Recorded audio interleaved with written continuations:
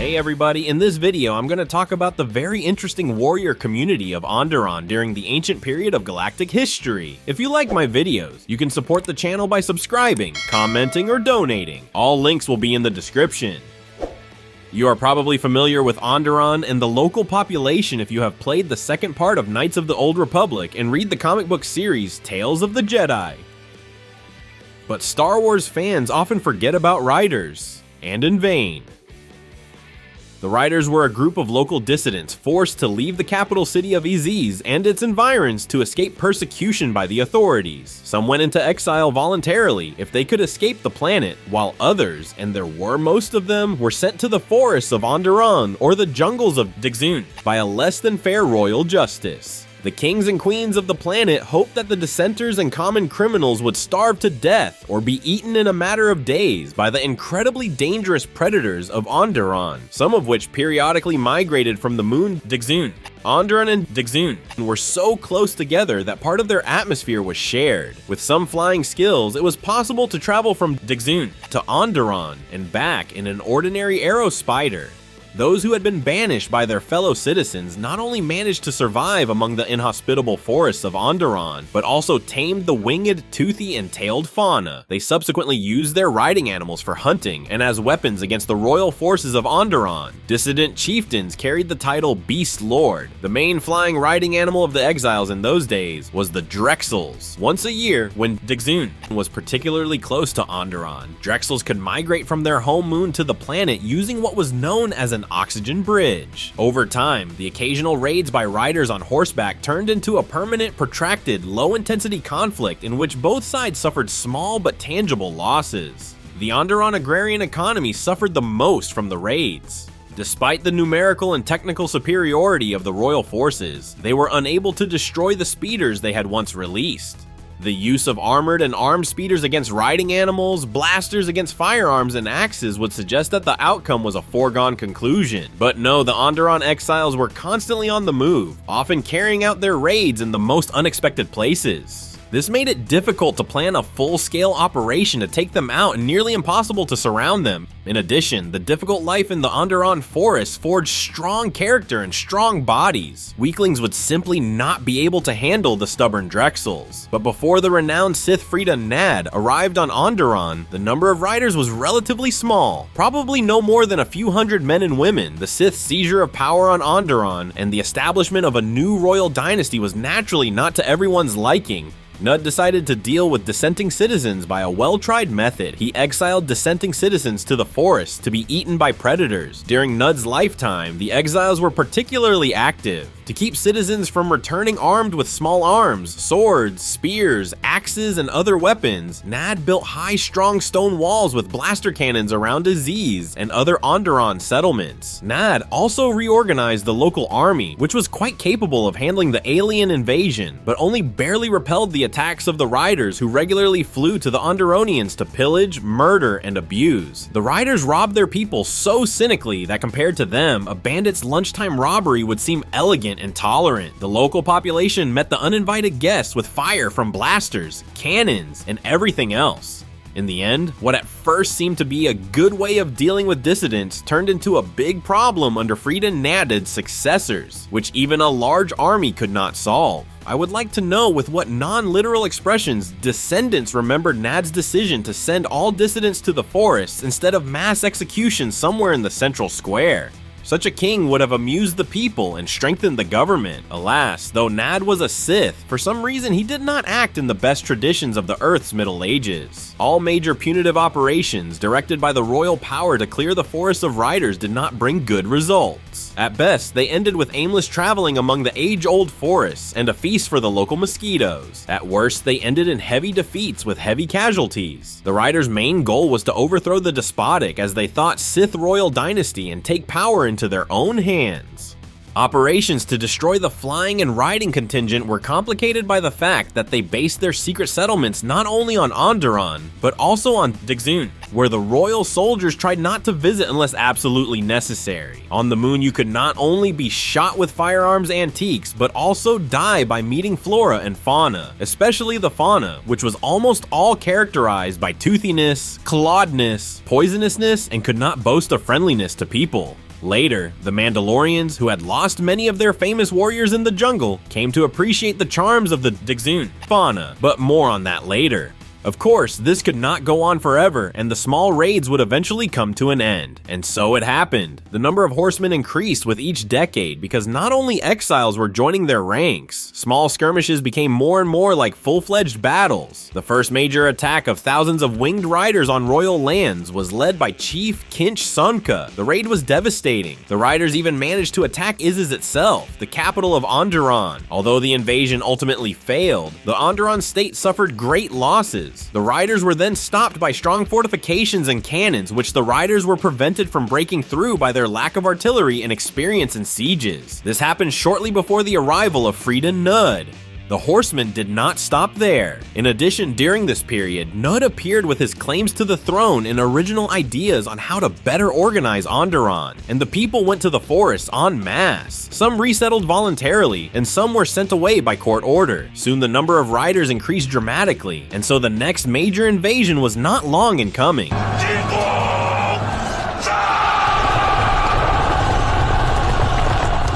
During Sith Nad's lifetime though, the riders didn't do much damage to the kingdom. Rider damage increased in the year 4350 before the Battle of Yavin. The first battle of the long conflict, known to historians as the Beast Wars, was fought. The last battle of the Beast Wars was fought only 3.5 centuries later. In the 4000th year before the Battle of Yavin, Queen Aminoa and King Amin, who ruled Onderon at the time, were having a hard time. Not only were the royal troops, even with the help of Sith sorcery, unable to deal with the animal riders, but the chief's son, Oran Kira, had stolen their 18-year-old daughter Galia from her father's home. But I'm in a hurry again. It's not that simple. Galia was a spoiled girl. She didn't like ordinary princes. The girl came up with the idea of falling in love with Oran Kira, whom she accidentally met on Exiles, where he secretly penetrated for intelligence purposes and some trade deals. Galia's brief interaction with Oran had removed the remnants of the girl's common sense. Usually in such cases, they use the poetic expression, love at first sight. Besides, Galia was bored in the palace, and she didn't like the prospect of becoming another Sith queen. To hide their true intentions from their mother, Galia and Oran came up with a simple but effective plan. The riders raided Exiles under the guise of kidnapping the princess. The fact that the raid would kill hundreds of soldiers and civilians, Princess did not care at all, so all the events would have been limited to a single planet if Queen Aminoa had not come up with a cunning plan. At least it seemed cunning to her. For decades, King Amin had been asking for Onderon to be accepted into the Galactic Republic. The Republic had been fine with it. The negotiation process had just taken place during a time of particularly active rider raids on Onderon cities. And so Aminoa, by then succeeding her husband Amin on the royal throne, decided to get rid of the eternal problem of animal riders by other people's hands. She colorfully described the atrocities of the animal riders and asked the Republic to help. The Republic, wanting to get the planet into its not particularly friendly galactic family, sent a Jedi squad to Onderon to find out who was to blame. The Jedi arrived as follows: Master Arca Jeth and his apprentices, Tot Donita, Ulik Kel Droma, and K Kel Droma. The Jedi arrived just in time. As soon as they entered Queen Aminoa's throne room, animal riders carried out a daring raid on the capital, faking the kidnapping of the princess. The Jedi, having found a worthy reason to wave their lightsabers once again, promised the queen to snatch the princess from the clutches of the attackers. The Jedi gathered their gear, armed themselves properly, saddled up the local wildlife, and set off into the forests. They reached the rider settlement and attended a wedding. The wedding of Oran and Galia, organized by Oran's father, Chief Modan Kira. The fun was already in full swing. Onderon alcohol was flowing. Some rugged men were already singing a song. The riders did not attack the Jedi, but at first they looked at them with distrust and misunderstanding. The warriors of the Pious Order, who had come to rescue the princess, soon learned that she was here of her own free will and did not want to return to her mother's care. But that wasn't what caught the Jedi's attention. Galia revealed that the royal dynasty of Onderon had been Sith for generations, and all members of the family had learned the art of the dark side of the Force. The Jedi instantly switched into religious fanatic mode. A simple but effective plan was born in the Jedi and Riders to attack Isis, take over the palace, and kill the queen. The Jedi were understandably only interested in the last point of the plan. Soon the attack on the capital took place. The first to march were riders on flying animals. The second wave was made up of cavalrymen from among the same riders, suffering heavy casualties and inflicting no less damage on the royal troops. They managed to break through the walls and capture part of the government quarter around the palace. They then secured control of the palace perimeter and tied up a large portion of the royal guard in combat, allowing the Jedi to break through. Queen Aminoa, her guards and Force users trained in some Force control techniques fought back to the last. Queen Aminoa herself fought back especially vigorously, nearly killing 2 Jedi. But in the end, good triumphed over evil, or to be more precise, the one who won was the good one. No sooner had the fires in the city been extinguished and not all the corpses removed from the streets than Oran Kira and Princess Galia solemnly entered They entered as the new authorities. And just like that, Aminoa's life ended. The life of a queen who outsmarted herself. I guess that's it. Good has won. The princess sits on the royal throne. The wicked sorceress is defeated. The exiles have gotten justice. They've gotten married. But no, this story is from a far, far away galaxy, not a typical fantasy with elves and orcs. That was the case this time too. Not all Onderonians wanted to thank the Jedi for killing the queen. From their point of view, the situation looked a little different. Their rightful queen had invited some outsider men dressed in robes and carrying strange glow sticks, invited them to deal with the annoying riders, but they brutally murdered the monarch themselves. What's more, the aliens also put the little princess on the throne with her savage husband. A nightmare, a scandal. Of course, the Jedi tried to explain to the citizens of Onderon that they were for all good and against all bad, and they were misunderstood. Naturally, the Jedi words did not have the desired effect. While the Jedi were talking about their goodness and holiness, the local population was cleaning their blasters, thinking up ways to turn holy Jedi into dead Jedi. The still-living King Amin, who had been entertaining himself on Dixunt for years with intellectual conversations with the ghost of his long-dead ancestor, Frida Nad, stirred in his exoskeleton. The good ghost, as Sith are supposed to do, did not want to lie quietly in the grave or dissolve into the Force. At Nad's request, the Sith, with the help of the dark side of the Force and his descendant Amin, encouraged his disgruntled subjects to raise an armed rebellion against the new regime. Once again, blaster shots blazed in the streets of Exiles. Swords and spears rang out. The Jedi quickly realized what was going on. The Order took action, delaying Grandfather Amin's plan for a while. The rebels were called the Nadists, and the event was later called the Frida Nad Uprising, the Nodist Revolt, and the Nodist Uprising. Though the ancient Sith himself did not think of getting up from his tomb, he was comfortable there. Nad's skeleton lay quietly in the sarcophagus, and he himself, in the form of a ghost, ran only around the tomb and the neighborhood. The medium-intensity armed conflict lasted 2 years and then took on the scale of a full-blown war, because too many Onderonians were unhappy with such brazen interference by the Republic and the Jedi in their lives. The ranks of the Nodist army were large, and a good portion of the soldiers were well-trained. The core of the army was made up of warriors trained to use the dark side of the Force. Also included in the Nodist army was the Aminoa Royal Guard, who remained loyal to their oath and continued to serve Omin. The army was also joined by former soldiers of the royal army who did not wish to serve the princess and her savage husband. All of this was supplemented by battle droids, militia, and an impressive amount of artillery, aviation, and armored vehicles. In addition, the Dark Jedi fought on the side of the Nodists.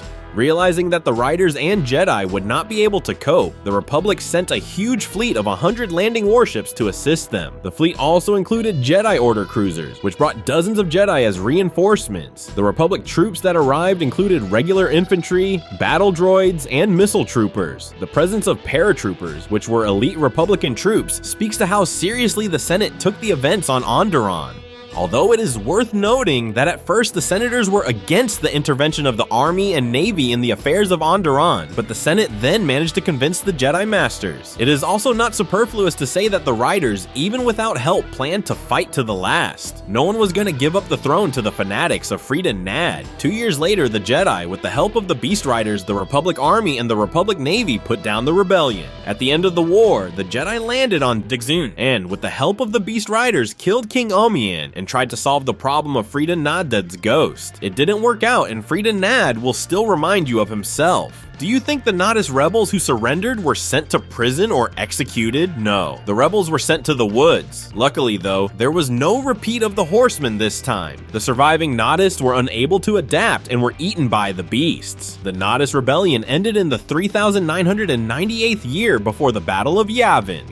King Omen managed to pass on the Sith teachings along with Sith artifacts to young and promising aristocrats from the Koros system, Satal and Alima Kaido. Not only did they possess the gift of the Force, but they also had a legitimate claim to the throne of Koros. Thanks to them, the events on Onderon continued. Only now it was the Krath Holy Crusade and then the Great Sith War. But that's another story. I will return to the dashing riders of flying and galloping animals. With the establishment of a new dynasty, Onderon's troubles did not end. During the Great Sith War in 3996, before the Battle of Yavin, the Mandalorians, allies of the Sith Exar Kun, came to Dixun and Onderon. The Animal Riders were already an official part of the armed forces, and along with other Onderonians, gave a decisive fight to the invaders on Dixun.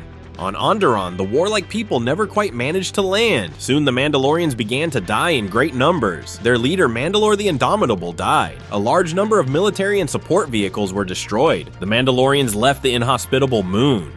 But the Mandalorians had not forgotten the ignominious defeat and decided to take revenge. In 3963, before Yavin, they came to Onderon and Dixun for the second time with obvious intentions. This time, the Mandalorians showed up in much greater numbers. Moreover, Onderon was one of the first planets occupied by the Mandalorian Horde, becoming almost the main target of one of the three main thrusts of the Mandalorian offensive of the most active phase of the Mandalorian Wars. At first, the occupation of the planet and its satellite did not cause the Mandalorians much trouble. They had such a numerical and technical advantage on their side that they broke through the planet's defenses without any problems. The Animal Riders were not about to give up without a fight. The Riders retreated into their usual forests and set up a very organized guerrilla standoff there.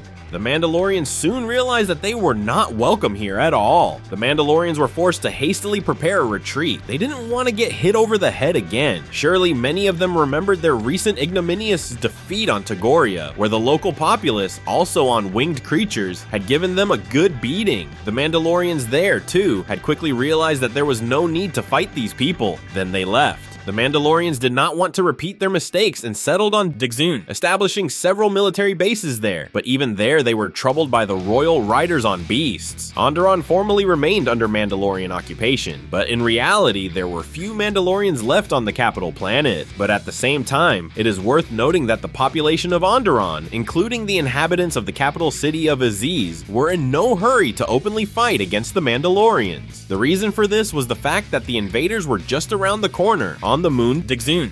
They were to be feared every minute. On Onderon, they knew that the Mandalorians were not kindness and could use nuclear weapons, as they had done with the planet Sirocco. In fact, few in the galaxy could match the Mandalorians in organizing genocides. The formal occupation ended almost 3 years later. The Republic forces, most of which were battle droids, landed on Dixun and in a long and bloody battle destroyed the Mandalorians along with their bases. In this battle, the Republic was greatly aided by the Onderon resistance fighters, the Isis Guards, and the Beast Riders. The latter went into battle not only on winged animals, but also on all sorts of hoof creatures. The Beast Riders were the most eager to fight and so suffered heavy losses. It was not only the loss of thousands of warriors that made the defeat unpleasant for the warlike Mandalorian people. It was the Mandalorian ego that suffered. For the second time, they were beaten by savages on flying creatures. It was in this year, 3960, that the Mandalorian Wars ended with an unequivocal victory for the Republic. 9 relatively peaceful years passed, and swords and spears glittered again on Onderon and Daichun, and the forests and city streets were alive with the crackle of blaster weapons. In the year 3951 before Yavin, the Onderon Civil War began. These events are remembered by everyone who played Knights of the Old Republic 2. The heroes of this video also participated in this civil war, though not as actively as in the previous wars. The fact is that the riders found themselves on different sides of the barricades. Some hated the Republic because their army and fleet refused to come to the aid of Onderon during the Mandalorian occupation, and then the riders had to fight a guerrilla war with the Mandalorians for several years, waiting for the Republic to send troops. Their opponents from the Loyalist camp called to remember that it was thanks to the Jedi and the Republic that they managed to overthrow the Sith Queen Aminoa and put the mother of the current queen on the throne. No particular armed clashes were seen between the riders. However, some clashes between riders did occur, and what the riders had no reason to spare were the armored Sith soldiers and lightsaber-armed Sith of the Triumvirate. Mitra Surik was particularly notable in the Civil War. It was her intervention that allowed her to protect the Queen from General Vaklu's soldiers and the Triumvirate assassins. Ironically, this time the Mandalorians fought on the side of the ruling dynasty. Admittedly, the Mandalorians' intervention in the conflict did not add to the young Queen's popularity, and she was criticized for it in the future. At this point, the history of the Onderon riders is cut short by several millennia. All that is known is that from this point on, animal riders became an official part of the armed forces of Onderon, and the cavalry was even part of the Royal Guard. Surprisingly, such an archaic phenomenon as animal riders existed until the formation of the New Republic. Riding during these years was mostly not on Drexels, but on more pleasant for the rider winged and hoofed animals, Dalgos and Rupingas. However, the riders of the New Age were no longer a military force in the full sense of the word, being more of a tribute to tradition. During the Clone Wars, though, the riders showed the Confederacy of Independent Systems forces and their puppet ruler that they still had something to surprise them. And that's all I have to say about the Riders of Onderon. Thank you for watching the video. By the links in the description, you can support the channel, and see you soon!